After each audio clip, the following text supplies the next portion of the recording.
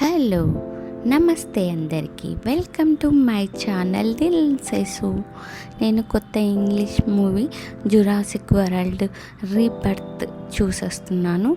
ఈ మూవీకి అయితే నేను మిక్స్డ్ రివ్యూస్ ఇస్తున్నా. బాగుంది అనలేను, బాగలేదు అనలేను. పరిచయం ఉన్న కథాంశం పెద్ద కొత్తగా ఏమీ లేదు. చాలా కన్వీనియంట్గా ఉన్నాయి పాత్రలన్నీ.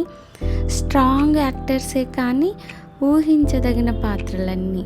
3 పాత్రలు చేశారు. కిరాయి సైనికులు, శాస్త్రవేత్తలు, lonely family members. Jurassic World రీబర్త్కి అనవసరమైన సీక్వెల్ అనిపిస్తోంది నాకైతే. చూసినటువంటి బీచెస్, జంగిల్స్, విజువలైజేషన్ పరంగా బాగుంది. జురాసిక్ అభిమానులైతే మనం భారీ డ్రామా కంటే డైనోసార్ అల్లకల్లోలాన్ని ఎక్కువ ఎంజాయ్ చేస్తాము. దృశ్యపరంగా అయితే ఈ మూవీ చాలా బాగుంది. న్యూ వ్యూవర్స్కి అయితే ఈ న్యూ సంకరజాతి డైనోసార్స్ అలరిస్తాయి. పాత వారికి అయితే పెద్దగా ఏం అనిపించదు. విఎఫ్ఎక్స్ విజువల్స్ బాగున్నాయి. సినిమాటోగ్రఫీ అండ్ స్పెషల్ ఎఫెక్ట్స్తో ఆకట్టుకున్నాయి నన్నైతే.